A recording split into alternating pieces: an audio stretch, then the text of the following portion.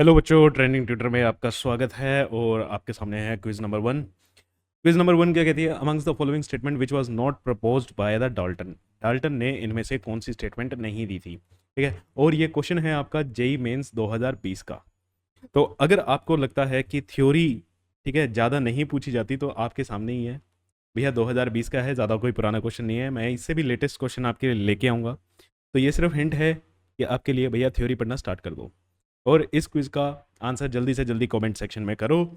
Otherwise देखते हैं किसका ठीक है किसका नहीं है। सॉल्यूशन आपको मिलेगा लेक्चर के बीच में। तो चलिए स्टार्ट करते हैं हमारा कोर्स जो है 11th और 12th पीसीएम के लिए। बोर्ड्स, जेई मेंस और एडवांस की तैयारी यहाँ पे आपकी होती रहेगी।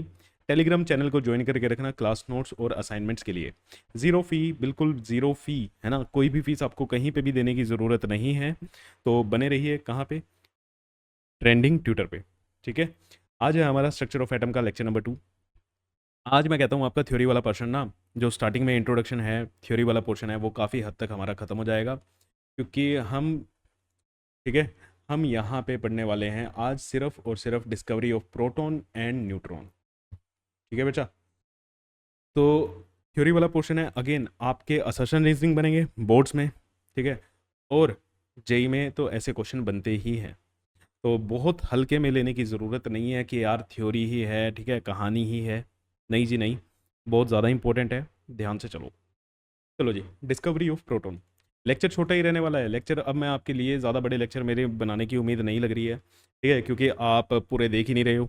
आधे बच्चे हैं तो देख ही नहीं रहे। एक एक दो दो घंटे के लेक्चर, एक डेढ़ डेढ़ घंटे के लेक्चर भी बना के देखे भाई, उनसे भी कोई रिस्पॉन्स अच्छा नहीं आ रहा। तो मेरे को कमेंट सेक्शन में लिखो। मैं सोच रहा हूँ कि मैं ज़्यादा से ज़्यादा 45 मिनट्स के लेक्चर आपको प्रोवाइड करूं, जिसमें मैं आपकी थ्योरी कॉन्सेप्ट ऐसे ऐसे क्विजेज ले आऊँगा और क्वेश्चन, अगर क्वेश्चन हुए तो लेक्चर लंबा चला जाएगा। ठीक है, थ्योरी वाला पोर्शन कवर कराऊं और बाद में आपको शॉर्ट लेक्चर्स दे दूं जिस पे न्यूमेरिकल बेस्ड हूँ।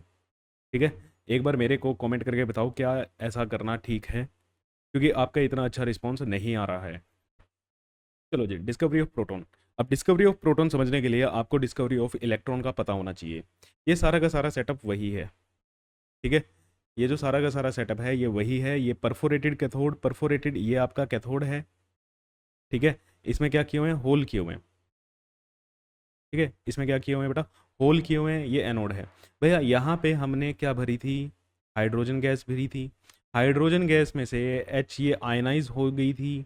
आयनाइज होके यहाँ से H प्लस और एक इलेक्ट्रॉन निकला था। हाँ जी सर, वो इलेक्ट्रॉन किधर भागे थे? वो रेज जो थी कैथोड रेज किधर भागे? एनोड की तरफ, है ना? ऐसा सीन आप पढ़ चुके हो। अब सर मेरे को एक बात बताओ आप, यहाँ पे जब H2 गैस हमारी आयनाइज हुई, ठीक है, एक काम करते हैं, इस पिक्चर को उठा के हम करते हैं साइड में और एक साइड में लिखना स्टार्ट करते हैं। हमने कहा H और H, ये बॉन्ड टूटा। बॉन्ड टूट के क्या हुआ? एक H प्लस हुआ और एक इलेक्ट्रॉन निकला। इसको हमने नाम दिया था कैथोड रेज का, है ना? इसको हमने क्या नाम दिया था? कैथोड रेज का। ठीक, कहाँ भागी थी ये? एनोड की तरफ, टुवर्ड्स एनोड। एनोड पे ये भागी सर। इतनी कहानी लास्ट क्लास में हमने पढ़ी थी, जिसमें हमने इलेक्ट्रॉन की डिस्कवरी की और ऑयल ड्रॉप एक्सपेरिमेंट हमने किया था मिलिकन का। ठीक है सर। सर इसका क्या हुआ है?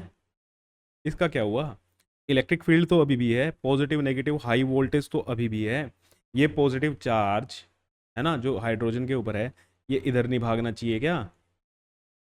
है जो नेगेटिव प्लेट से कनेक्टेड है, बताओ बताओ, नहीं जाना चाहिए क्या? जाना चाहिए, बिल्कुल बिल्कुल जाना चाहिए सर। तो बस आज यही है। अब ये जो H प्लस था, ठीक है, ये जो क्या था? H प्लस था, ये कहाँ भागा? ये कहाँ भागा? परफोरेटेड कैथोड की तरफ। कैथोड में से निकल निकल के यहाँ पे देखो, ये लिखा हुआ है, रेड कलर का ग्लो आपको दिखाई दिया। यहाँ पे जब इलेक्ट्रॉन स्ट्राइक कर रहा था ZnS की कोटिंग पे, यहाँ पे ग्रीन कलर का ग्लो था। कलर वैसे आपको याद रखने की जरूरत नहीं है, लेकिन फिर भी बता रहा हूँ कंपैरिजन में, ताकि आपको चीज़ें याद रहें। तो ये H प्लस किधर भाग गया बेटा? परफोरेटेड कैथोड की तरफ। सर यहाँ पे पोलैरिटी अलग अलग हुई हुई है, कोई बात नहीं, आप इसको जाने दो। पॉजिटिव नेगेटिव, ये हाई प्रेशर वोल्टेज से हमने यहाँ पे लिखा हुआ है कौन सा पॉजिटिव है और कौन सा हमारा नेगेटिव है। ठीक है, तो यहाँ पे H प्लस ये भागा ना, इसी को क्या नाम दिया हुआ है, ये जो रेस थी इसी को बेटा क्या नाम दिया हुआ है, प्रोटॉन।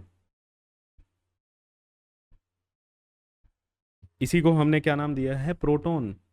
सारा का सारा एक्सपेरिमेंट वही है, बस आज हम देख रहे हैं कि भैया ये पॉजिटिव चार्ज भी तो सर नेगेटिव वाले की तरफ अट्रैक्ट होएगा, ये भी तो नेगेटिव वाले की साइड जाएगा। हाँ जा रहा है। उन्हीं रेस को हमने क्या बोला है, इन्हीं रेस को हमने कैनाल रेस बोला है। ठीक है, एनोड से कैथोड पे जा रही थी तो एनोड रेस बोला है। कैनाल रेस क्यों बोला, भैया ये छोटे छोटे छेद है ना, कैनाल्स में से निकल के जा रही है, इसलिए इसको कैनाल रेस बोल दिया गया, एनोड रेस बोल दिया गया। और इसी H प्लस को, व्हाट इज प्रोटॉन, प्रोटॉन होता क्या है, this H plus is called proton. Sir सिर्फ और सिर्फ H प्लस ही प्रोटॉन कहलाएगा। मान लो मैं यहाँ पे क्लोरीन गैस भर दूं, है सर, Cl2 गैस भर दें, तो Cl2 से Cl पॉजिटिव, Cl पॉजिटिव अगर जाए तो उसको भी मैं प्रोटॉन बोलूंगा, नहीं। प्रोटॉन सिर्फ किसको बोला गया बेटा, हाइड्रोजन के न्यूक्लियस को, हाइड्रोजन के न्यूक्लियस को प्रोटॉन बोला जाता है। समझ आई बात, क्लियर है। ये एक्सपेरिमेंट बिल्कुल एज इट इज था जो हमने पीछे किया हुआ है, कोई इसमें दिक्कत की बात नहीं है, सब कंडीशन सेम है। बस पिछली बार हमने नेगेटिव चार्ज को कंसीडर किया है ना, इलेक्ट्रॉन की डिस्कवरी थी तो नेगेटिव चार्ज को देखा हमने, आज हम उसी का काउंटर पार्ट देख रहे हैं। भैया अगर ये नेगेटिव निकल के चला गया, यहाँ पे जो पॉजिटिव बचा उसका क्या हुआ, वो भी तो इसी फील्ड में है, वो भी तो कहीं अट्रैक्ट होगा, तो उसी को हमने क्या बोला है बेटा, प्रोटॉन बोला है। लेकिन किस केस में, अगर ये H प्लस है, इसी को हमने, यही क्या है हमारी कैनाल रेज या एनोड रेज या बोलो प्रोटॉन, आज की डेट में हम इसको क्या बोलते हैं, प्रोटॉन। ठीक है, आई होप क्लियर हो गया होगा। देखो यहाँ पे लिखा भी हुआ है पॉजिटिव रेज या डिस्कवरी ऑफ प्रोटॉन। अब ये क्या कहती है भाई, with the discovery of electrons scientists started looking for the positively charged particle which are naturally expected। मतलब जो भैया ये नेगेटिव निकल के गया तो उसका काउंटर पार्ट एक पॉजिटिव भी होगा, है ना, उसके बारे में बात कर रहे हैं। Because matter is electrically neutral under ordinary condition, कोई भी मैटर होता है, ठीक है, वो क्या है, इलेक्ट्रिकली न्यूट्रल है। न्यूट्रल है तो अगर उसमें से नेगेटिव चार्ज निकला तो कहीं ना कहीं उसका काउंटर पार्ट पॉजिटिव भी रहा होगा। The first experiment that led to the discovery of the positive particle was conducted by Goldstein. नाम याद रखना है कि प्रोटॉन की डिस्कवरी किसने की, गोल्डस्टीन ने। ईयर याद रखने की आपको ज़रूरत नहीं है, ठीक है, ईयर याद रखने की आपको ज़रूरत नहीं है। तो प्रोटॉन, अरे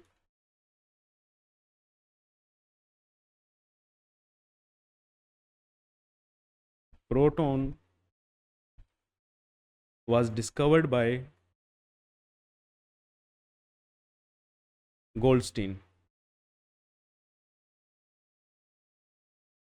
डिस्कवर्ड बाय गोल्डस्टीन ने डिस्कवरी की, ठीक है। ही used a perforated cathode, he used a perforated cathode in modified cathode ray tube. Modified cathode ray tube मतलब वही सेम थी। He was observed that high potential difference was applied between the electrodes. Not only cathode rays were produced, but also a new type of rays were produced simultaneously from anode moving toward cathode. तो भैया वहीं पे उस time हमने सिर्फ एक ही रे को स्टडी किया, ठीक है। इसने देखा कि जब वो रेज निकल रही हैं, कैथोड रेज निकल रही हैं, उसके साथ साथ साइमल्टेनियसली, उसके साथ साथ साइमल्टेनियसली का मतलब क्या होता है, साथ, बिल्कुल साथ साथ, एक साथ, from anode moving toward cathode and pass through the holes और canals of cathode. These rays were termed as canal rays since they pass through the canal of cathode. These rays are also termed as anode raise.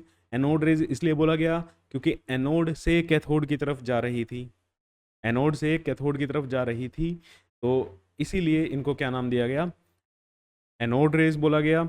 When the property of these rays was studied by the Thomson ने जब इन properties को पढ़ा, he observed that these rays consist of a positively charged particle and named them positive rays। और Thompson ने इनको क्या कहा, positive raise कहा। ठीक है, तो इतनी कहानी याद है, इतनी कहानी क्लियर है। प्रोटॉन होता क्या है, प्रोटॉन होता क्या है, हाइड्रोजन का न्यूक्लियस। सिंपल सी बात करूं, प्रोटॉन क्या है, हाइड्रोजन का न्यूक्लियस होता है सर। देखो हाइड्रोजन जो होता है इसमें एक न्यूक्लियस होगा और एक ऑर्बिट होगी, वन वन होता है ना, ये हमारा क्या है, न्यूक्लियस। और यहाँ पे एक इलेक्ट्रॉन चक्कर लगा रहा है, इस इलेक्ट्रॉन को बाहर निकाल दो, इसको क्या बना दो, H+। क्या बचेगा, सिर्फ एक न्यूक्लियस बचा। क्या बचा, सिर्फ न्यूक्लियस बचा। इसी को हमने क्या नाम दिया है, प्रोटॉन। इसी को हमने क्या नाम दिया, प्रोटॉन। सर मेरे को एक बात बताओ, लास्ट क्लास में हमने डिस्कस किया था कि आप हाइड्रोजन गैस की जगह कोई सी भी गैस डाल दो, ठीक है। कैथोड रेज जब हमने स्टडी की थी तो हाइड्रोजन गैस की जगह आप कोई सी भी गैस डाल दो, कोई दिक्कत नहीं है। हाँ बेटा कोई दिक्कत नहीं है, वहाँ पे हम कैथोड रेज की प्रॉपर्टीज़ को स्टडी कर रहे हैं। बट सर अब यहाँ पे अगर मैं chlorine gas, argon gas, neon gas, कोई सी भी गैस डाल दूँ हैं, तो उसका भी जो पॉजिटिव काउंटर पार्ट होगा, क्या उसको भी हम प्रोटॉन बोलेंगे, नहीं बोलेंगे। Proton is defined as hydrogen का न्यूक्लियस, सिंपल। हाइड्रोजन का जो पॉजिटिव पार्ट है उसको हम क्या कहते हैं बेटा, उसको हम प्रोटॉन कहते हैं, और किसी को हम प्रोटॉन नहीं कहते। ठीक है, ये चीज समझ लेना, ये सबसे इंपॉर्टेंट चीज है, बच्चे इसी में कंफ्यूज होते हैं। क्योंकि जैसे वहां पे लास्ट क्लास में आपने क्वेश्चन पढ़ा कि सर अगर मैं गैस चेंज कर दूं स्पेसिफिक चार्ज चेंज होगा, नहीं होगा, है ना। यहाँ पे देखोगे स्पेसिफिक चार्ज क्या हो जाएगा, चेंज हो जाएगा। क्लियर है, मेरे हिसाब से आपको देखना चाहिए था सर, पॉजिटिव चार्ज, पॉजिटिव जब नेगेटिव निकल के गया तो पॉजिटिव भी अट्रैक्ट करेगा ना। तो वही हमारी क्या थी बेटा, प्रोटॉन की डिस्कवरी थी। वही हमारा क्या था, प्रोटॉन की डिस्कवरी थी। तो हाइड्रोजन का न्यूक्लियस क्या कहलाता है बेटा, प्रोटॉन कहलाता है। हाइड्रोजन के अलावा आपने कोई गैस फिल कर दी, उसका जो पॉजिटिव पार्ट होगा उसको आप न्यूक्लियस नहीं बोलोगे, ठीक है। उसको आप सॉरी प्रोटॉन नहीं बोलोगे। प्रोटॉन सिर्फ और सिर्फ क्या है, न्यूक्लियस किसका, हाइड्रोजन का। एक्चुअली सबसे छोटा जो एलिमेंट लिया गया ना बेटा, सबसे छोटा जो पॉजिटिव चार्ज लिया गया उसी को हमने क्या बोला है, प्रोटॉन बोला है। हाइड्रोजन से छोटा तो कोई है ही नहीं, हाइड्रोजन से हल्का, हाइड्रोजन से छोटा तो कोई है नहीं ना। पूरी पीरियोडिक टेबल में सबसे छोटा पार्टिकल कौन है, सबसे छोटा एलिमेंट कौन है, हाइड्रोजन का। तो सबसे जो छोटा बेसिक, सबसे बेसिक, सबसे छोटा जो पॉजिटिव पार्ट है उसको क्या बोला जाता है, प्रोटॉन बोला जाता है। और सबसे छोटा हाइड्रोजन का है, इसीलिए हम क्या कहते हैं, हाइड्रोजन का न्यूक्लियस। तो अब आपको ये टर्म्स ध्यान रखनी है। कभी अब आगे ऑर्गेनिक केमिस्ट्री जब आपकी चलेगी ना, तो वहां पे प्रोटॉन ट्रांसफर होगा, प्रोटॉन ट्रांसफर होगा। प्रोटॉन ट्रांसफर में हम कर रहे होंगे H+ का ट्रांसफर, क्योंकि प्रोटॉन क्या है, H+ है। प्रोटॉन क्या है, H+ है। वहां पे देखोगे यार यहाँ तो हाइड्रोजन ट्रांसफर हो रहा है और ये प्रोटॉन ट्रांसफर बोले जा रहे हैं, प्रोटॉन ट्रांसफर बोले जा रहे हैं। तो पहले ही बता के चल रहा हूँ, H+ को क्या कहते हैं, प्रोटॉन कहते हैं। ठीक है, आ जाओ जी प्रॉपर्टीज पे। Properties, the following characteristics of the positive rays were recognised. कौन कौन सी कैरेक्टरिस्टिक थी, अब ये आपको डिट्टो, सर आप थ्योरी नहीं करवा रहे हो बेटा, ये आपका थ्योरी ही है।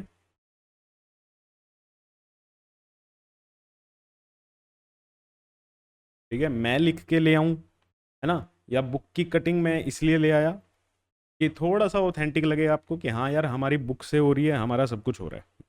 ठीक है, कई बार बच्चे कह देते हैं ना सर बुक रीडिंग करनी जरूरी है। बेटा जो पढ़ाया जाता है वो बुक में ऑलरेडी कवर हो जाएगा।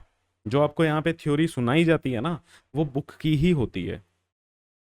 ठीक है, तो आपकी बुक रीडिंग भी साथ साथ हो जाएगी और बुक में से ये पॉइंट भी लिख लोगे। चलो, दीज रे ट्रेवल इन स्ट्रेट लाइन, बिल्कुल जैसे कैथोड रे स्ट्रेट लाइन में चलती थी वैसे ही। कैसे पता चलता है, क्या बनाती है, ये शेडो बनाती है।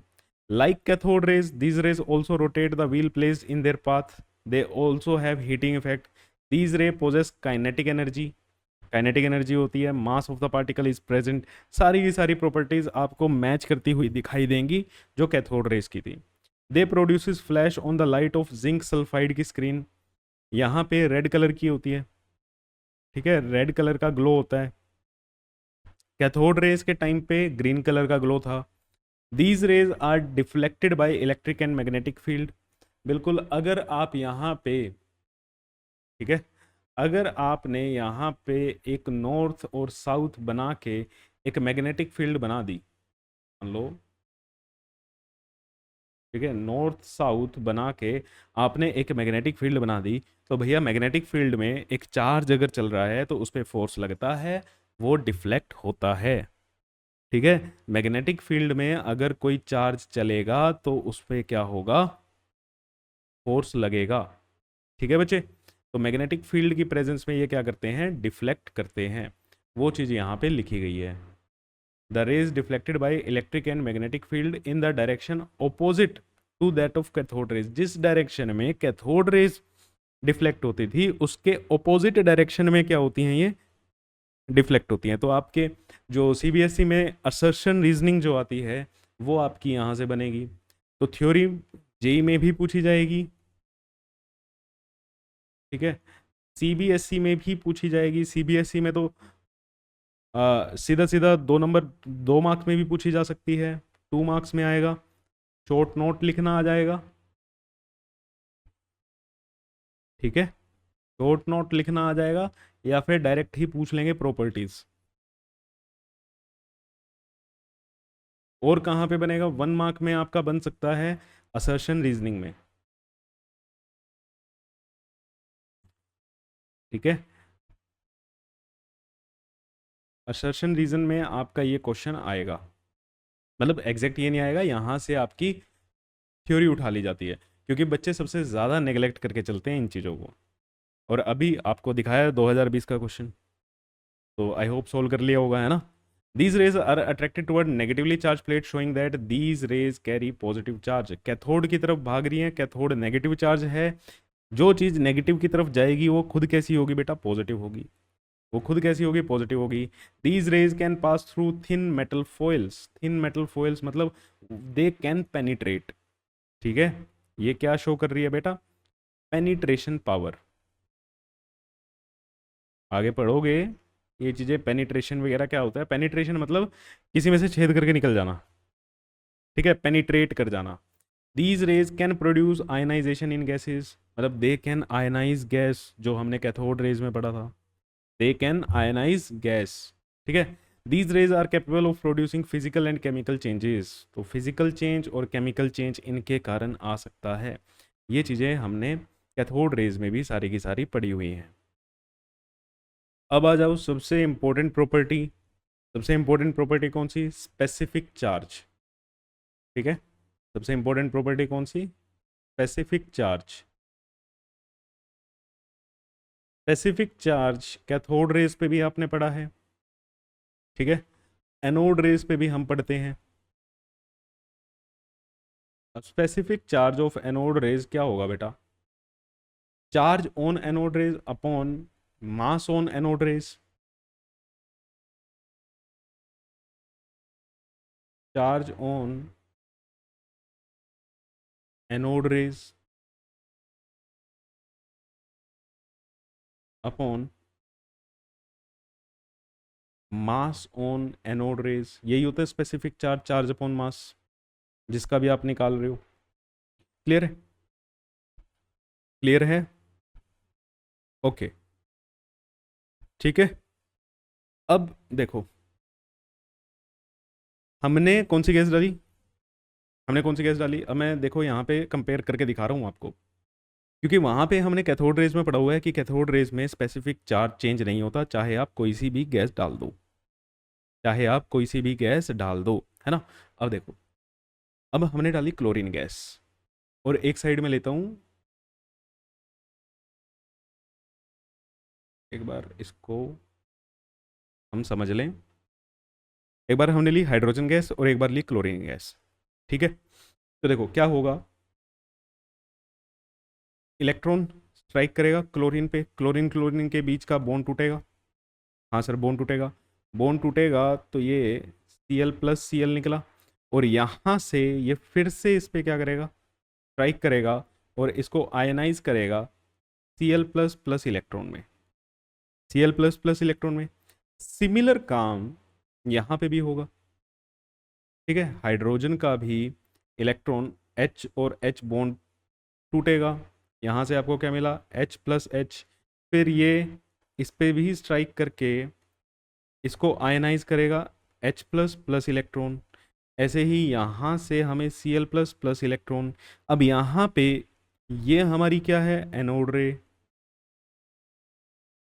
ये हमारी क्या है, एनोड रे, और ये भी हमारी क्या है, एनोड रे।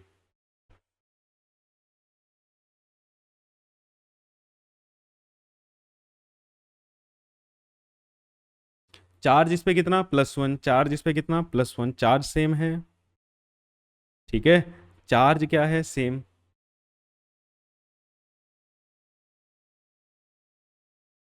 क्योंकि ये यूनिट पॉजिटिव चार्ज है, यूनिट पॉजिटिव चार्ज का मतलब +1.6 इंटू 10⁻⁻19। तो हाइड्रोजन पे भी उतना ही है। देखो ये प्लस चार्ज किस लिए आया बेटा, इलेक्ट्रॉन निकला, प्लस चार्ज किस लिए आया बेटा, इलेक्ट्रॉन निकल के भागा ना, तो इलेक्ट्रॉन के जाने से इस पे भी उतना ही चार्ज आएगा, एक इलेक्ट्रॉन के जाने से इस पे भी उतना ही चार्ज आएगा, दोनों पे सेम इलेक्ट्रॉन एक एक भागा है, तो चार्ज सेम। लेकिन क्या खाली स्पेसिफिक चार्ज में हमें चार्ज देखना है, नहीं, मास भी देखना है, तो मास तो डिफरेंट है,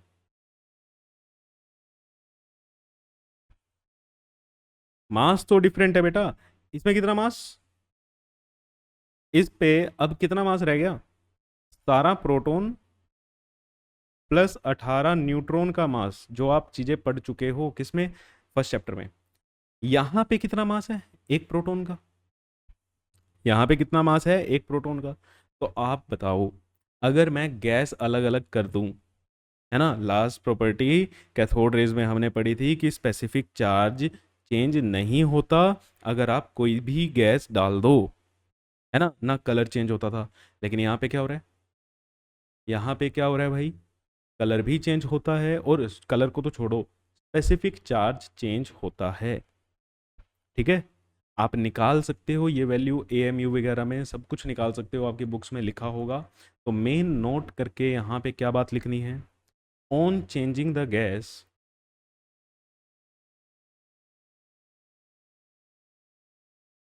on changing the gas specific charge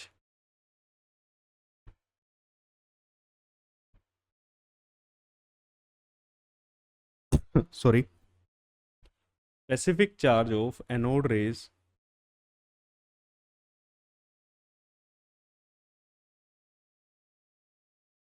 changes। Cathode rays में नहीं था, एनोड रेज में ये चेंज होता है, ठीक है। कलर विल ऑल्सो चेंज, ठीक है,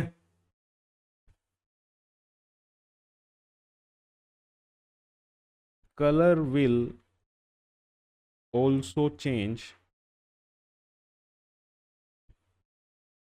on changing the gas. Sir colour कैसे चेंज होता है, कलर की कहानी अभी आपको समझ नहीं आएगी, क्योंकि वहां पे वेवलेंथ रिलेटेड रहती है,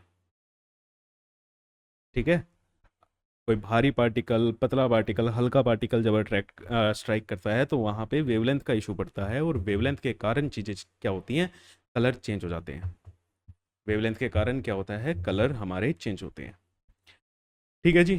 तो मेरे हिसाब से समझ आ गया ये, कोई ज़्यादा बड़ी क्लास नहीं है आज आपकी, थ्योरी का स्टार्टिंग का हम सारा करेंगे कल से, मतलब नेक्स्ट क्लास से ये चैप्टर बहुत ज़्यादा इंपॉर्टेंट हो जाएगा। ये चैप्टर मान लो अपना असली रूप दिखाने लग जाएगा आपको, ठीक है।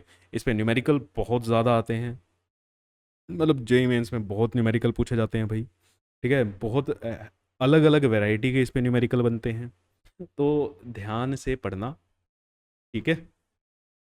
चलो जी, discovery of neutron.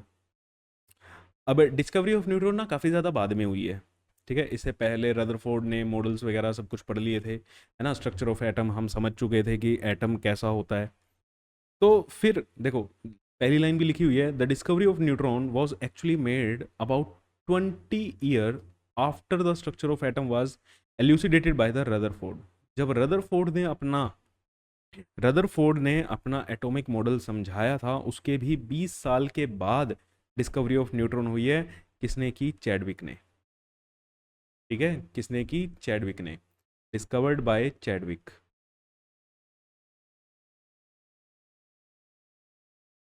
Discovered by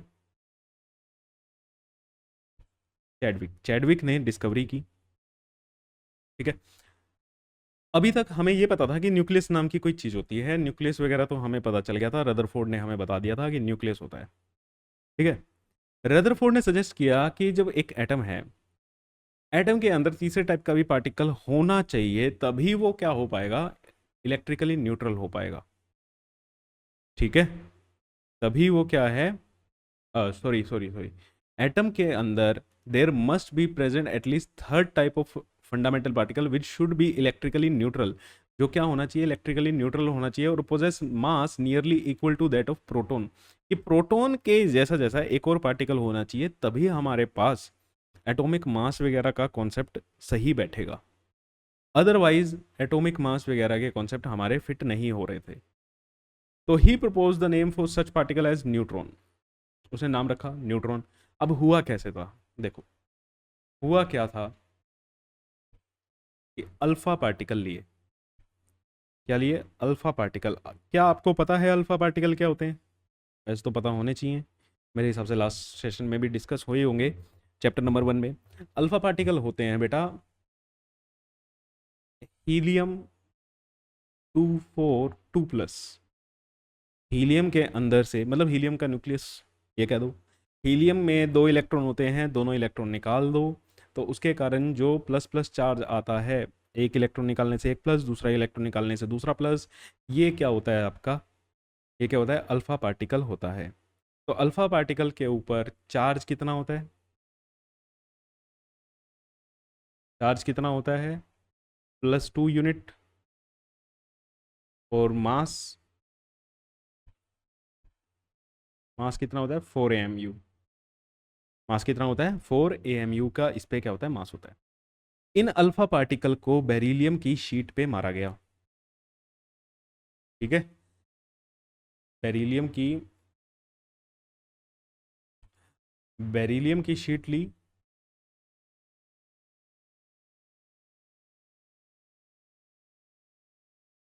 और उस पे बम्बार्डमेंट की अल्फा पार्टिकल्स की। अल्फा पार्टिकल्स की बम्बार्डमेंट से क्या निकला भाई? न्यूट्रॉन।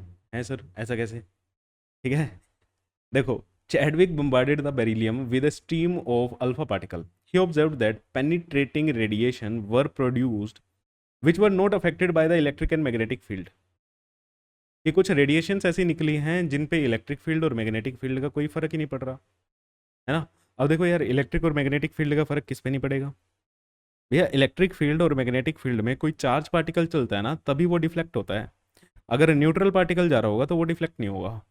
ठीक है, these radiation consist of neutral particle. अब जब वो इलेक्ट्रिक और मैग्नेटिक फील्ड की प्रेजेंस से डिफ्लेक्ट नहीं हो रही, मीन्स उनके ऊपर कोई चार्ज नहीं है। अगर उनके ऊपर कोई चार्ज नहीं है ना, तो वो कैसी है? न्यूट्रल है। विच वर कोल्ड न्यूट्रॉन्स, जिनको क्या बोला गया? न्यूट्रॉन्स बोला गया। अब ये रिएक्शन है, अगर आपको लिख के आनी है तो बेटा ये रिएक्शन है। ठीक है, ये रिएक्शन क्या है सर? ऐसी तो रिएक्शन जिंदगी में नहीं कभी देखी। बेरिलियम प्लस He2+2 4 कार्बन, देखो इसका मास होता है 4 9, ये जुड़ गए 6 12, प्लस यहाँ पे एक क्या बना? न्यूट्रॉन। यहाँ पे एक क्या बना? आपका न्यूट्रॉन। ठीक है, अब न्यूट्रॉन के ऊपर तो कोई, देखो मास इसका कितना है? प्रोटॉन के जितना है, और लेकिन इस पे कोई चार्ज नहीं है। सर ये रिएक्शन समझ नहीं आ रही कि बेरिलियम पे हीलियम का अटैक हुआ, ये हीलियम क्या है? आपके alpha particles.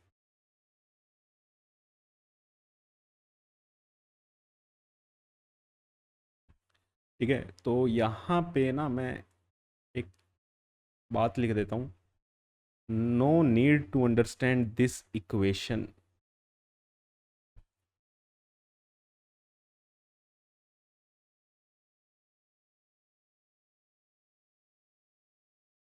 Right now. Right now मतलब सर अभी के लिए आपको कोई लोड नहीं लेना है इस इक्वेशन का, because this is a nuclear reaction. This is a nuclear reaction. जब आप न्यूक्लियर केमिस्ट्री पढ़ोगे, ठीक है, न्यूक्लियर रिएक्शन या न्यूक्लियर फिजिक्स पढ़ोगे, तब आपको ये रिएक्शन समझ आएगी। ये आपकी ऑर्डिनरी रिएक्शंस नहीं हैं जो आप क्लास नाइन्थ से पढ़ते आ रहे हो। जो चैप्टर नंबर 1 में हमने जितनी रिएक्शंस की वो बेटा आम रिएक्शंस होती हैं, है ना। हमने एक जगह पे कहीं पे लिखा भी है कि law of conservation of mass does not follow on nuclear reactions. Nuclear reactions में law of conservation of mass follow नहीं करता। न्यूक्लियर रिएक्टर्स का आपने सुना होगा, न्यूक्लियर बॉम्ब अब आपने बहुत ज़्यादा सुनने को मिल रहा होगा, क्योंकि इसराइल, है ना, और ईरान वाली जो वॉर हो रही है उसमें न्यूक्लियर प्लांट्स को डिस्ट्रॉय किया जा रहा है, ये सब चीज़ें आपने सुनी है। तो उनके अंदर, न्यूक्लियर बॉम्ब्स के अंदर, न्यूक्लियर रिएक्टर्स के अंदर एनर्जी बनाने के लिए जो रिएक्शंस होती हैं वो होती हैं बेटा न्यूक्लियर रिएक्शंस। और ये आम रिएक्शंस की तरह नहीं होती, ये इनका पैटर्न बहुत ज़्यादा डिफरेंट होता है।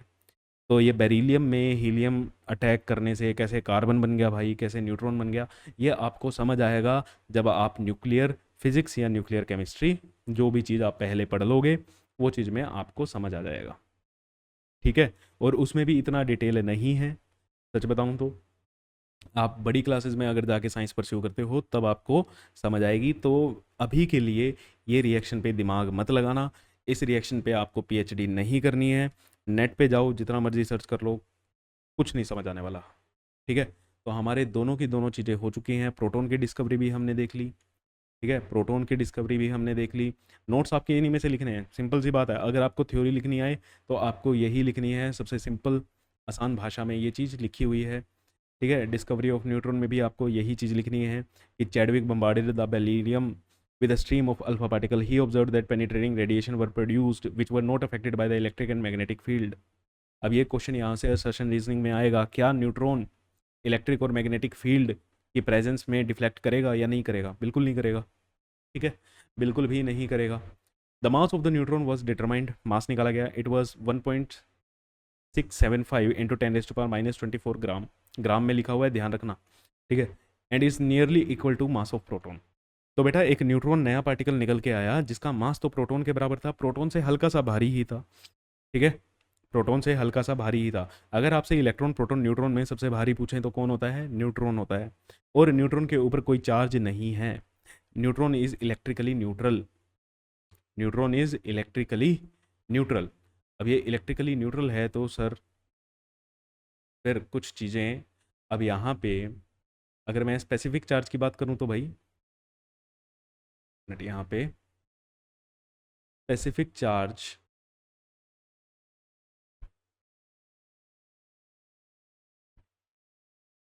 Of neutron,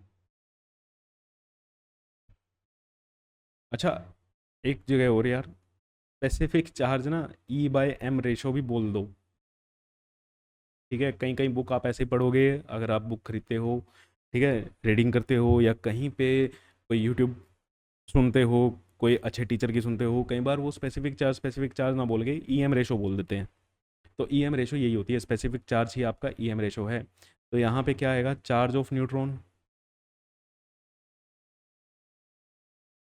charge of neutron upon mass of neutron.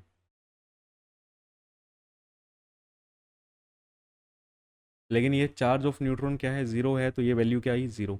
तो E/m ratio of neutron is zero. E/m ratio क्या होती है? ज़ीरो होती है। E/m रेशो बोलना सीख लो या स्पेसिफिक चार्ज बोलना सीख लो। तो देखो, सुनने और बोलने की भी आदत आपको होनी चाहिए, क्या चीज़ हम बोलते हैं, क्या चीज़ हम लिखते हैं, ठीक है। चलो जी, ये आपका क्विज का आंसर है बेटा, option 2, this is the answer. I hope आपको क्लियर होगा।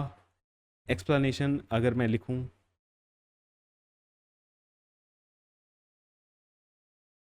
जो आपका ऑप्शन बी है, ठीक है, ऑप्शन बी जो है वो क्या है? वो गे-लुसैक्स लॉ है,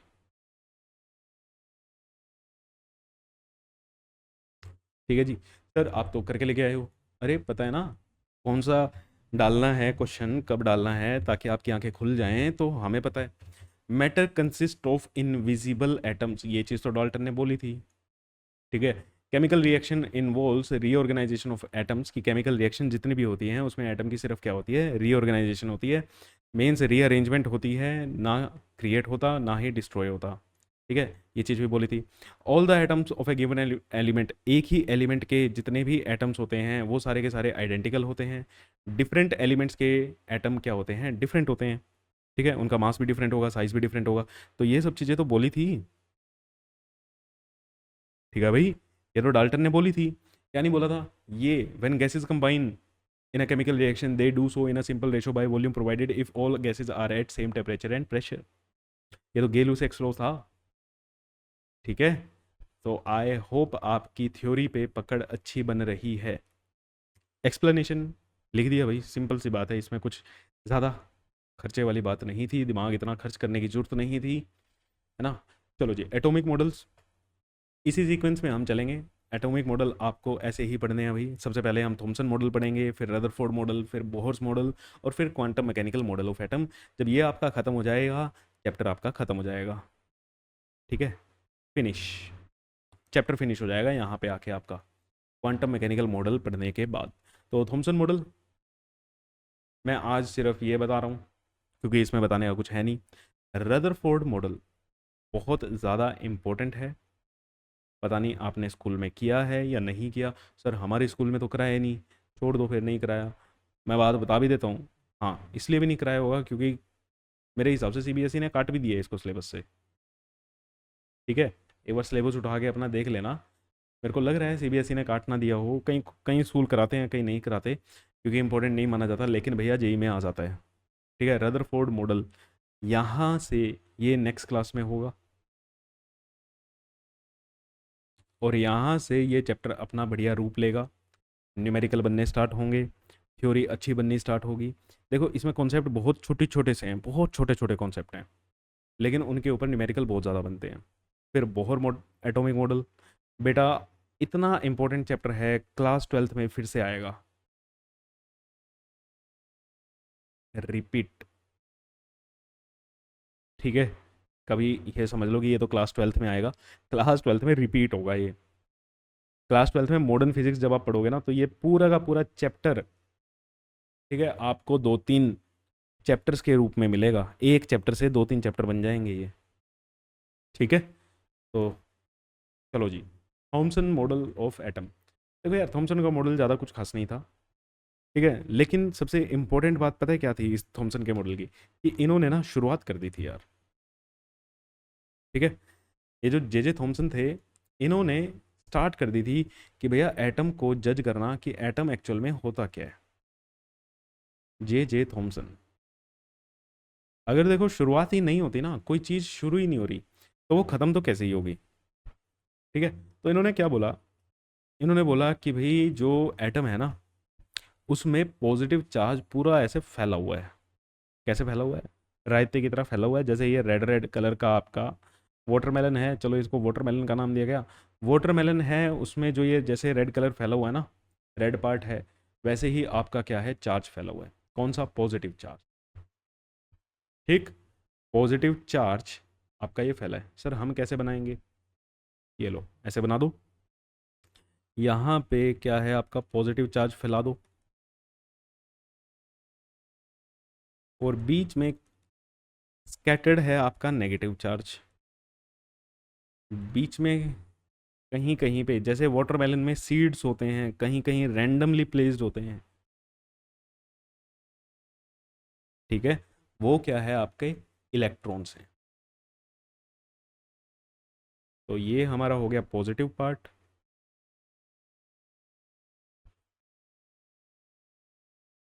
और ये हमारे हो गए इलेक्ट्रॉन्स।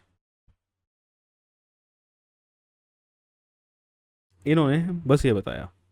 ठीक है, तो फिर चलो इन्होंने बता दिया, मेन मुद्दा ये था कि बताया तो, स्टडी तो करने की कोशिश की, है ना भैया। अगर शुरुआत ही नहीं होती तो अंत तो कैसे करते, क्योंकि इनके इन्होंने जो चीज़ें बताई उसी की क्यूरियोसिटी से आगे नए क्वेश्चंस का जन्म हुआ और फिर उन क्वेश्चंस को आंसर किया गया। अब इनका सबसे बड़ी दिक्कत क्या थी इसकी मैं सीधे सीधे से बात बता दूं। अभी तो देखो है नहीं ऐसा, आपको ही पता है कि एटम ऐसा नहीं होता। बस याद रखना है कि थॉमसन ने क्या बताया था। इनके मॉडल को वाटरमेलन मॉडल या प्लम पुडिंग मॉडल बोल देते हैं।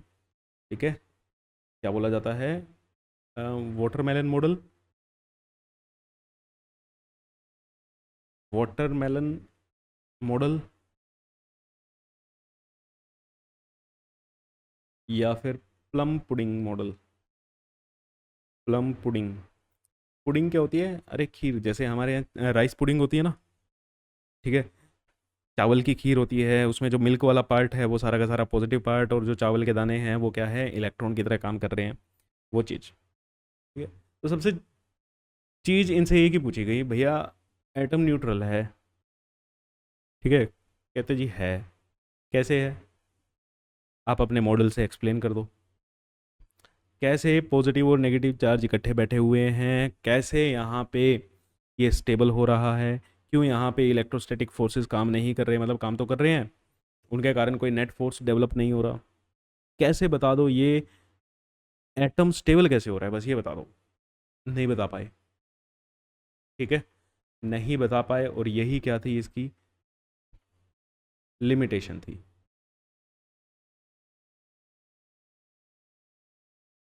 लिमिटेशन क्या थी? Not able to explain the stability of atom, not able to explain the stability of atom.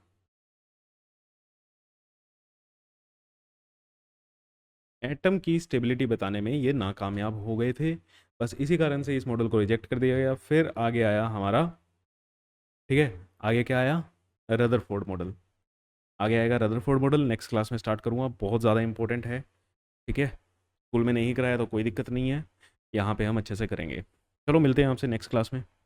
Thank you so much. तो भैया लाइक शेयर सब्सक्राइब ज़रूर करता करो यार, इतनी मेहनत लगती है आपके लिए अच्छे अच्छे लेक्चर बनाने में, ऑर्गेनाइज लेक्चर बनाने में। तो प्लीज़ ज़्यादा से ज़्यादा इसको लाइक करो, स्प्रेड करो।